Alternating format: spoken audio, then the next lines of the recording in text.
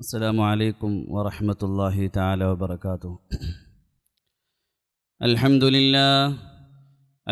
لله نحمده ونستعينه ونستغفره ونؤمن به ونتوكل عليه ونعوذ بالله من شرور أنفسنا ومن سيئات أعمالنا. من يهده الله فلا مضل له ومن يضلله فلا هادي له. وأشهد أن لا إله إلا الله وحده لا شريك له وأشهد أن محمدًا عبده ورسوله أرسله بالحق بشيرا ونذيرا وداعيا إلى الله بإذنه وسراجا منيرا. أما بعد، فأعوذ بالله من الشيطان الرجيم. بسم الله الرحمن الرحيم. إذ قال له ربه أسلم قال أسلمت لرب العالمين.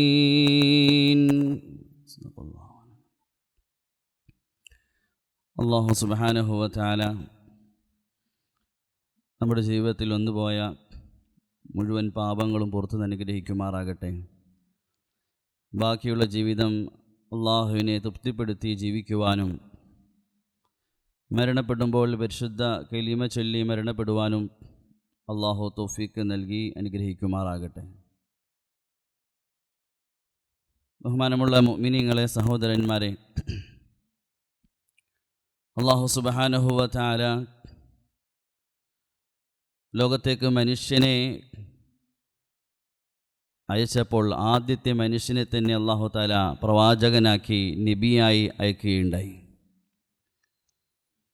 അങ്ങനെ ഓരോ കാലഘട്ടത്തിലും അല്ലാഹു തആല പ്രവാചകന്മാരെ അയച്ചുകൊണ്ടേയിരുന്നു. അവസാനം റസൂലുള്ളാഹി സ്വല്ലല്ലാഹു അലൈഹി വസല്ലമയോട് കൂടി നബിമാരുടെ വരവ് അവസാനിക്കുകയും ചെയ്തു. എന്നാൽ അല്ലാഹു തആല ഈ ഉമ്മത്തിന് മാത്രം നൽകിയ വലിയൊരു പ്രത്യേകതയാണ്, അനുഗ്രഹമാണ്. നമ്മുടെ വഴികാട്ടിയായി അല്ലാഹു നമുക്ക് നൽകിയ പരിശുദ്ധമായ ഖുർആൻ. ഈ ഖുർആൻ അധികവും അല്ലാഹു തആല വിവരിച്ചിരിക്കുന്നത് മുൻകഴിഞ്ഞ നബിമാരുടെ ചരിത്രമാണ്.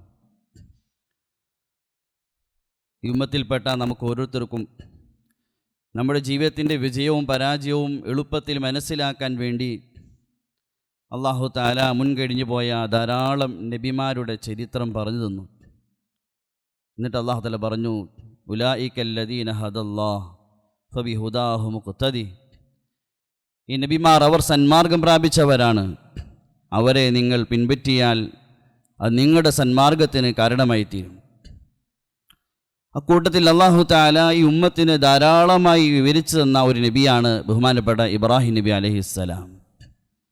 വളരെ കൂടുതൽ വിശാലമായി അല്ലാഹു തആല നബിമാരുടെ ചരിത്രം പറഞ്ഞപ്പോൾ ഏറ്റവും കൂടുതൽ അല്ലാഹു തആല വിവരിച്ചത് ഇബ്രാഹിം നബിയുടെ ചരിത്രമാണ്. എന്ന് മാത്രമല്ല, പരിശുദ്ധ ഖുർആനിൽ പല സ്ഥലത്തും ഇബ്രാഹിം നബിയുടെ വിഷയത്തിൽ അല്ലാഹു പ്രയോഗിച്ചു, ഫത്തബിഉ മില്ലത ഇബ്രാഹിം ഖദ് കാനത് ലക്കും ഉസ്വത്തുൻ ഹസനത്തുൻ ഫീ ഇബ്രാഹിം ഫമൻ റഗിബ അൻ മില്ലതി ഇബ്രാഹിം ഇല്ലാ മൻ സഫിഹ നഫ്സഹു. ഇബ്രാഹിം നബിയെ, അദ്ദേഹത്തിൻ്റെ മാർഗത്തെ, അദ്ദേഹത്തിൻ്റെ ജീവിതത്തിലെ ഗുണങ്ങളെ നിങ്ങൾ പിൻപറ്റി. അദ്ദേഹത്തെ നിങ്ങൾക്ക് ഉന്നതമായ മാതൃകയുണ്ട്. അപ്പം നമ്മെ സംബന്ധിച്ച് ബാധ്യതയാണ്. പ്രത്യേകിച്ച് ഇപ്പോൾ ലോകം മുഴുവൻ ഇബ്രാഹിം നബിയുടെ ചരിത്രം സ്മരിക്കുന്ന സമയവുമാണ്. എന്തുകൊണ്ടാണ് അല്ലാഹു തആല ബഹുമാനപ്പെട്ട ഇബ്രാഹിം നബി അലൈഹിസ്സലാത്തു വസ്സലാം ഇത്രയും വലിയ സ്ഥാനവും മഹത്വവും നൽകിയത്? അല്ലാഹു തആല പ്രവാചകനായ ഇബ്രാഹിം നബി അലൈഹിസ്സലാത്തു വസ്സലാമിന് എന്തുകൊണ്ട് ഇത്രയും വലിയ സ്ഥാനവും മഹത്വവും നൽകി എന്ന് നാം ചിന്തിച്ചാൽ, പഠിച്ചാൽ, അദ്ദേഹത്തിനുണ്ടായിരുന്ന ഒരു ഉന്നതമായ ഗുണം, ധാരാളം ഗുണങ്ങളുണ്ടായിരുന്നു. അതിലേറ്റവും ഉന്നതമായൊരു ഗുണം, തൻ്റെ റബ്ബിന് വേണ്ടി എല്ലാം സമർപ്പിക്കാൻ അദ്ദേഹം തയ്യാറായി എന്നുള്ളതാണ്. തൻ്റെ റബ്ബിന് വേണ്ടി എല്ലാം സമർപ്പിക്കാൻ അദ്ദേഹം തയ്യാറായി. ഒന്ന്, തൻ്റെ ഭാര്യയും കുഞ്ഞിനെയും കൊണ്ടുപോയി ആരാരുമില്ലാത്ത ഒരു മരുഭൂമിയിൽ കൊണ്ടുവന്നാക്കി മടങ്ങിപ്പോരാൻ അല്ലാഹു തആല കൽപ്പിച്ചു. അള്ളാഹു താലയുടെ തിരിച്ചൊരു ചോദ്യമില്ലാതെ മറു ചോദ്യമില്ലാതെ അള്ളാഹുവിൻ്റെ കൽപ്പനയെ പൂർണ്ണമായി അനുസരിക്കുകയും തൻ്റെ ഭാര്യയും കുഞ്ഞിനെയും അള്ളാഹുവിന് വേണ്ടി സമർപ്പിക്കുകയും ചെയ്തു. എത്ര വലിയ സമർപ്പണമാണ്! കഴിക്കാൻ ഒരു ഭക്ഷണമോ പഴമോ ജലമോ ഇല്ലാത്തൊരു മരുഭൂമി, വൃക്ഷങ്ങളോ തണലോ ഇല്ലാത്തൊരു മരുഭൂമി, ജനവാസമോ ജനസഞ്ചാരമോ ഇല്ലാത്തൊരു മരുഭൂമി, വിളിച്ചാൽ വിളി കേൾക്കാൻ ആരുമില്ലാത്തൊരു മരുഭൂമി.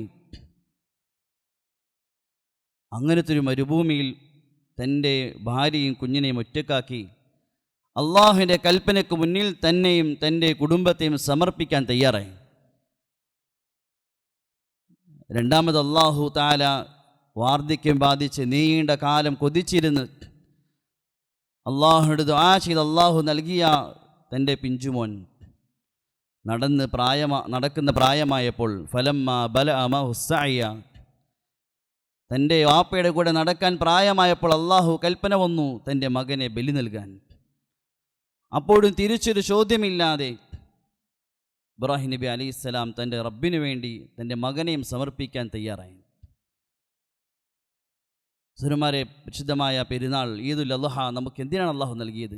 എല്ലാ വർഷവും ബലി പെരുന്നാൾ അള്ളാഹു എന്തിനു നൽകിയതാണ്? ഒരു ആകാശത്തിന് വേണ്ടി മാത്രമാണോ?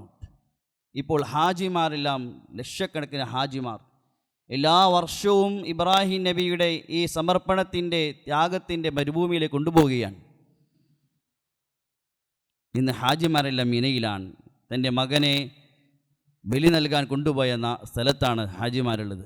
ഹജ്ജിൻ്റെ പ്രധാനപ്പെട്ട 3-4 ദിവസങ്ങൾ ഹാജിമാർ മിനയിലാണ്. എന്തിനാണ് ഈ ചരിത്ര ഭൂമിയിൽ ഹാജിമാരെ താമസിപ്പിക്കുന്നത്? സത്യത്തിൽ അല്ലാഹു തആല ഇതിൻ്റെ എല്ലാം പ്രധാനപ്പെട്ട ലക്ഷ്യം ഈ ഉമ്മത്തിൽപ്പെട്ട നാം ഓരോരുത്തരിലും ഇബ്രാഹിം നബിയിൽ ഉണ്ടായിരുന്ന ഉയർന്ന ഈ സമർപ്പണ ബോധം ഉണ്ടാക്കാൻ വേണ്ടിയാണ്.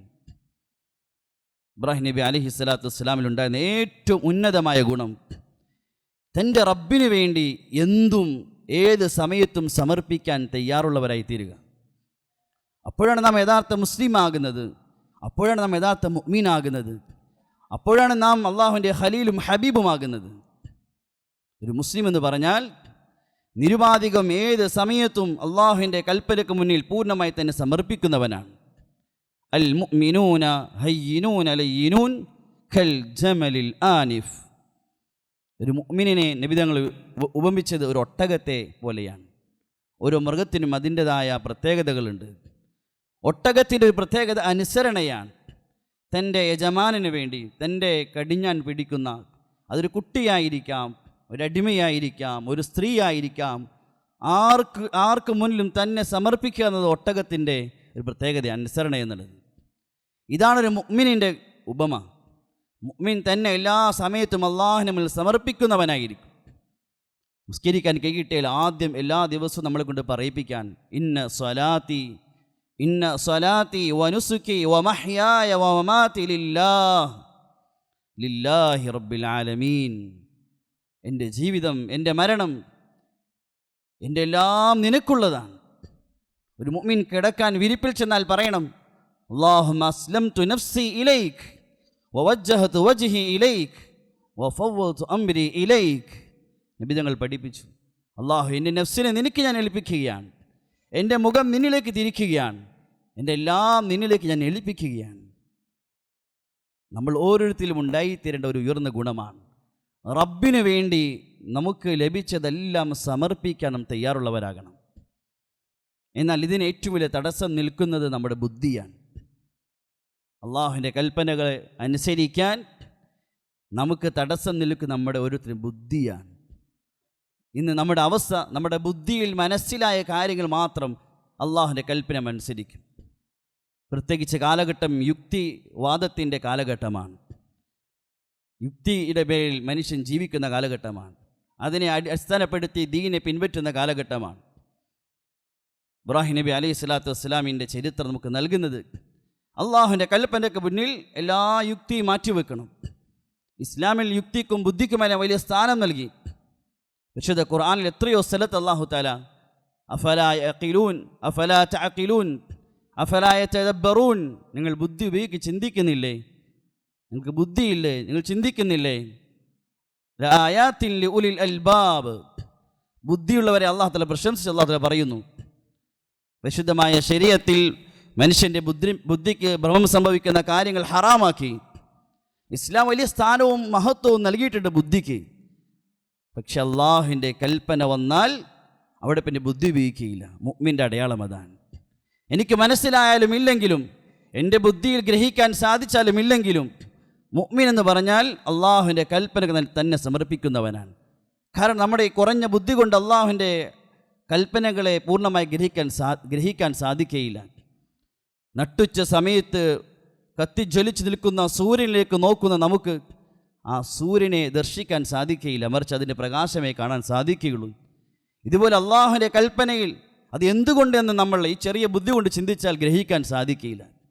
ഇബ്രാഹിം നബിയിൽ നിന്ന് പഠിക്കാനുള്ള ഒന്നാമത്തെ പാഠം അതാണ്, തന്നെ സമർപ്പിക്കലാണ്. ഇബ്രാഹിം നബി ചോദിച്ചില്ല, എന്തിനായി മരുഭൂമി നീ തിരഞ്ഞെടുത്തത്?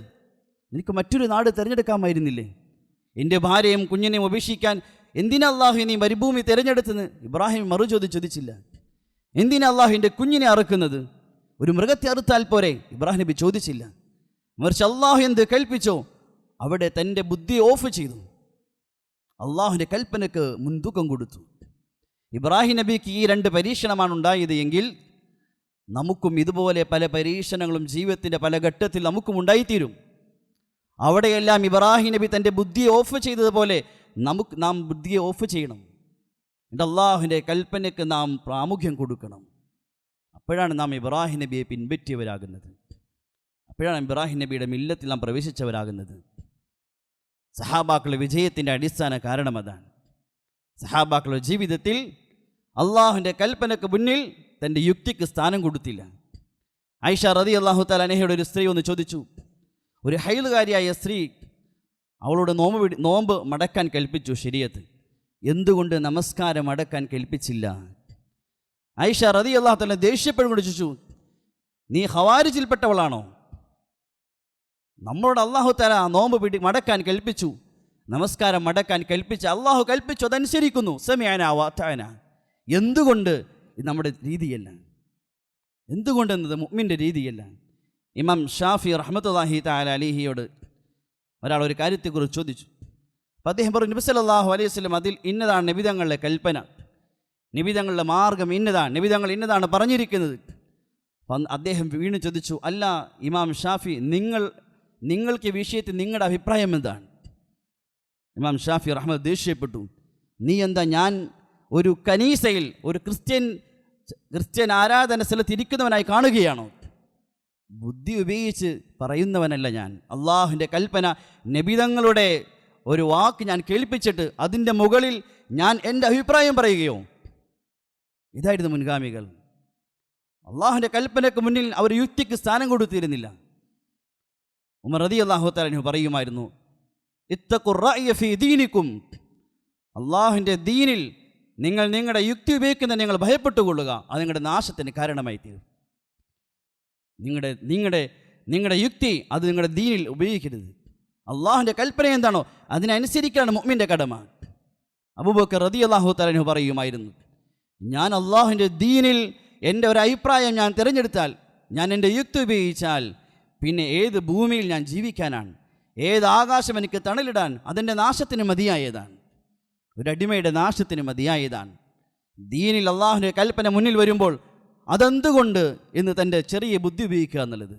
ഇബ്നു ഖയ്യിം റഹ്മത്തുള്ളാഹി തആല അലൈഹി പറയുമായിരുന്നു, ഒരു മനുഷ്യൻ ഭൂമിയിലുള്ള മുഴുവൻ സൃഷ്ടികളുടെ പാപവും ശിർക്കല്ലാത്ത മുഴുവൻ പാപം വഹിച്ചുകൊണ്ട് നാളെ അള്ളാഹുവിൻ്റെ മുന്നിൽ എത്തുന്നതിനേക്കാൾ അപകടമാണ് അള്ളാഹുവിൻ്റെ ദീനിൻ്റെ ഏതെങ്കിലും കാര്യത്തെ തൻ്റെ യുക്തി ഉപയോഗിച്ച് ചോദ്യം ചെയ്യുന്ന അവസ്ഥയിൽ അവൻ വന്നെത്തുക എന്നുള്ളത്. അതുകൊണ്ട് വിജയത്തിന് മുഅ്മിൻ എന്ന് പറഞ്ഞാൽ അവന് ദീനിൽ മനസ്സിലായാലും മനസ്സിലായില്ല എങ്കിലും സമഅനാ വഅതഅനാ, ഞാൻ റബ്ബിന് മുന്നിൽ ഞാൻ വഴിപ്പെട്ടിരിക്കുന്നു. ഇതാണ് മുഅ്മിനിൻ്റെ അടയാളം. ഇബ്രാഹിം നബിയിൽ നിന്ന് നാം പഠിക്കേണ്ട ഒന്നാമത്തെ പാഠം അതാണ്. പ്രത്യേകിച്ച് ഈ കാലഘട്ടത്തിൽ, യുക്തിവാദത്തിൻ്റെ കാലഘട്ടത്തിൽ, പ്രത്യേകിച്ച് മുസ്ലിം യുവാക്കൾക്കിടയിൽ നാം പഠിക്കേണ്ട ഒന്നാമത്തെ പാഠം ഇതാണ്. അള്ളാഹുവിൻ്റെ കൽപ്പനയ്ക്ക് മുന്നിൽ അത് എന്തുകൊണ്ടെന്നൊരു ചോദ്യം ഇബ്രാഹിം നബി ചോദിച്ചില്ല. എന്തുകൊണ്ട് അള്ളാഹു നീ മരുഭൂമി തിരഞ്ഞെടുത്തു? ഇബ്രാഹിം നബി ചോദിച്ചില്ല. എന്തുകൊണ്ട് നീ എൻ്റെ മകനെ അറുക്കാൻ പറഞ്ഞു? ചോദിച്ചില്ല. മറിച്ച് എൻ്റെ അള്ളാഹുവിൻ്റെ കൽപ്പനയാണ്, ഇവിടെ ഞാൻ ചെയ്യേണ്ട ജോലി എന്നെ അർപ്പിക്കുക എന്നുള്ളതാണ്, തന്നെ സമർപ്പണം ചെയ്യുക എന്നുള്ളതാണ്. ഇബ്രാഹിം നബിയിൽ പഠിക്കേണ്ട ഒന്നാമത്തെ പാഠം അതാണ്. തന്നെ എല്ലാ സമയത്തും റബ്ബിന് മുന്നിൽ സമർപ്പിക്കാൻ തയ്യാറാവുക. അള്ളാഹുവിൻ്റെ ഹുക്കുമിന് മുന്നിൽ, അള്ളാഹുവിൻ്റെ കൽപ്പനയ്ക്ക് മുന്നിൽ, അള്ളാഹുവിൻ്റെ നിയമങ്ങൾക്ക് മുന്നിൽ തൻ്റെ മക്കളെ അവർ സമർപ്പിക്കാൻ തയ്യാറാകണം. അള്ളാഹുവിൻ്റെ കൽപ്പനയ്ക്ക് മുന്നിൽ തൻ്റെ ഭാര്യയെ സമർപ്പിക്കാൻ തയ്യാറാകണം. തൻ്റെ കച്ചവടത്തെ സമർപ്പിക്കാൻ തയ്യാറാകണം. തൻ്റെ സമ്പത്തിനെ സമർപ്പിക്കാൻ തയ്യാറാകണം. തൻ്റെ ശീലങ്ങളെ സമർപ്പിക്കാൻ തയ്യാറാകണം. തൻ്റെ നഫ്സിൻ്റെ ആഗ്രഹങ്ങളെയും ഇച്ഛകളെയും സമർപ്പിക്കാൻ തയ്യാറാകണം. ഇതാണ് മുഅ്മിൻ എന്ന് പറഞ്ഞാൽ. അള്ളാഹുവിനേക്കാൾ ഒന്നിനെയും മുൻഗണന കൊടുക്കുകയില്ല. ജീവിതത്തിൽ അവനുമായി ബന്ധപ്പെടുന്ന ഒന്നിനും അള്ളാഹുവിനേക്കാൾ സ്ഥാനം നൽകുകയില്ല. അള്ളാഹുവിനേക്കാൾ മുഹബ്ബത്ത് നൽകുകയില്ല. അള്ളാഹുവിന് ഒന്നാം സ്ഥാനം, ബാക്കി എല്ലാത്തിനും രണ്ടാം സ്ഥാനം. ഭാര്യയെ സ്നേഹിക്കും, പക്ഷെ അള്ളാഹുവിന് ശേഷം. മക്കളെ സ്നേഹിക്കും, പക്ഷെ അള്ളാഹുവിന് ശേഷം. സമ്പത്തിനെ സ്നേഹിക്കും, പക്ഷെ അള്ളാഹുവിന് ശേഷം. കച്ചവടത്തെ സ്നേഹിക്കും, പക്ഷെ അള്ളാഹുവിന് ശേഷം. എല്ലാത്തിനെയും സ്നേഹിക്കും അതിൻ്റെ അളവിൽ, പക്ഷെ അള്ളാഹുവിന് ശേഷമേ അതിന് സ്ഥാനം നൽകുകയുള്ളൂ. ഇതാണ് മുഅ്മിൻ. ഇതാണ് ഇബ്രാഹിം നബിയിൽ നാം പിൻപറ്റേണ്ട ഒന്നാമത്തെ പാഠം. ഇതാണ് മില്ലത്ത് ഇബ്രാഹിം എന്ന് പറഞ്ഞാൽ. ഉദ്ഹിയയുടെ ലക്ഷ്യവും അതാണ്. മൃഗത്തെ അറുക്കാൻ അല്ലാഹു തആല കൽപ്പിച്ചു, ബലി നൽകാൻ കൽപ്പിച്ചു. എന്താണ് ഉദ്ഹിയയുടെ ഹിക്മത്ത്? അതിൻ്റെ ഫൽസഫ, അതിൻ്റെ രഹസ്യം എന്താണ്? ദുൽഹജ്ജ് മാസം ഒരു വർഷത്തിൻ്റെ അവസാനമാണ്. അറബി കലണ്ടർ അനുസരിച്ച് ഒരു വർഷത്തിൻ്റെ അവസാന മാസമാണ് ദുൽഹജ്ജ് മാസം. ഈ ഒരു വർഷം ജീവിച്ച് പല സൃഷ്ടികളുമായി ബന്ധപ്പെട്ട് ജീവിച്ച് ആ വർഷത്തിൻ്റെ അവസാനമായപ്പോൾ ഏതെങ്കിലും അല്ലാഹുവല്ലാത്ത ഏതെങ്കിലും സൃഷ്ടികളോട് അള്ളാഹുവിനേക്കാൾ സ്നേഹം വന്നു പോയിട്ടുണ്ടെങ്കിൽ അതിനെ അറുക്കലാണ് ഉദ്ഹിയ്യത്ത്. ഈ ഒരു വർഷം ജീവിച്ചു സമ്പത്തുമായി, കച്ചവടവുമായി, ഭാര്യ മക്കളുമായി, കൂട്ടുകാരുമായി പലതുമായി ബന്ധപ്പെട്ട് ജീവിച്ച് വർഷത്തിൻ്റെ അവസാനമായപ്പോൾ ഈ ഏതെങ്കിലും വസ്തുക്കളോട് അള്ളാഹുവിനേക്കാൾ സ്നേഹം വന്നു പോയിട്ടുണ്ടെങ്കിൽ അതിനെ അറുത്ത് മാറ്റലാണ് ഉദ്ഹിയ്യത്ത്. ഉദ്ഹിയ്യത്ത് കൊണ്ട് ഉദ്ദേശിക്കുന്നത് കുറച്ച് ഇറച്ചി അത് വീതം വെച്ച് എല്ലാവരും കഴിച്ച് സുഭിക്ഷമായി കഴിഞ്ഞുകൂടലല്ല. നാം ഇന്ന് കാണുന്നത് പോലെ മഹല്ലുകൾ തമ്മിൽ പ്രൗഢി നടിക്കാനുള്ളതല്ല ഉദ്ഹിയ്യത്ത്. ഞങ്ങളുടെ പള്ളിയിൽ 50 അറുത്തു, ഞങ്ങളുടെ പള്ളിയിൽ 100 എണ്ണം അറുത്തു, ഞങ്ങളുടെ പള്ളിയിൽ നിന്ന് 10 കിലോ ലഭിച്ചു, ഇങ്ങനെ ഇറച്ചിയുടെ കണക്ക് പറയാനുള്ളതല്ല ഉദ്ഹിയ്യത്ത്. അതിൻ്റെ യഥാർത്ഥ ലക്ഷ്യം ഇതാണ്. നമ്മുടെ ഹൃദയത്തിൽ കടന്നുകൂടിയ എല്ലാ മുഹബ്ബത്തിനെയും സ്നേഹത്തെയും അറുത്തു മാറ്റണം. അള്ളാഹു മാത്രം ഹൃദയത്തിൽ മാത്രം, ബാക്കി എല്ലാം അറുത്തു മാറ്റണം. ഹൃദയത്തിൽ അള്ളാഹു മാത്രമാകണം. അതാണ് ഉദ്ഹിയ്യത്തിൻ്റെ യഥാർത്ഥമായ ലക്ഷ്യം.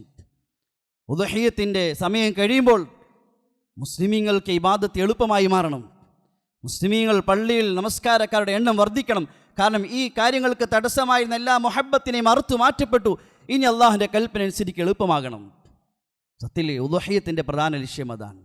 എല്ലാ സ്നേഹവും എല്ലാ സ്ഥാനവും എല്ലാം മുറിച്ച് മാറ്റി മൃഗത്തെ അറുക്കുന്നതിൽ കൂടി നമ്മുടെ ഉള്ളിൽ കടന്നുകൂടിയ മൃഗത്തിൻ്റെ ചിന്താഗതികൾ, ഹയവാനിയത്ത്, ആ ചിന്താഗതികൾ അറുത്തു മാറ്റപ്പെടണം. ഉദ്ഹിയ്യത്തിൻ്റെ മൃഗം അറുത്ത് അതിൻ്റെ രക്തം ഭൂമിയിൽ വീഴുമ്പോൾ അതോടൊപ്പം നമ്മുടെ ഉള്ളിലുള്ള എല്ലാ ദുസ്വഭാവങ്ങളും അറുത്തു മാറ്റപ്പെടണം. ഇതാണ് ഉദ്ഹിയ്യത്തിൻ്റെ ലക്ഷ്യം.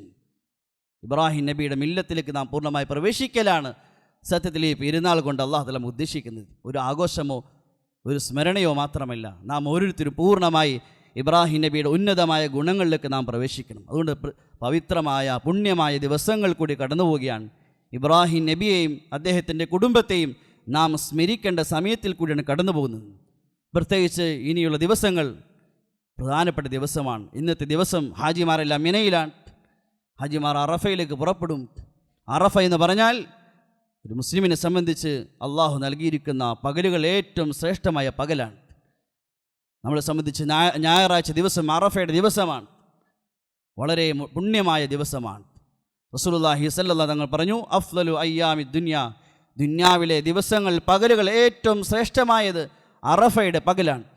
രാത്രികൾ ഏറ്റവും പവിത്രമായത് ലൈലത്തുൽ ഖദ്റിൻ്റെ രാത്രിയാണ് എങ്കിൽ പകലുകൾ ഏറ്റവും ശ്രേഷ്ഠമായത് അറഫയുടെ പകലാണ്. പരിശുദ്ധമായ ദീൻ അതിൻ്റെ പൂർത്തീകരണം സംഭവിച്ചത് അൽയൗമ അക്മൽതു ലക്കും ദീനക്കും, നിങ്ങളുടെ ദീനെ ഞാൻ പൂർത്തീകരിച്ചു എന്ന് അല്ലാഹു തആല ആയത്തിറക്കിയത് അറഫയുടെ ദിവസമാണ്.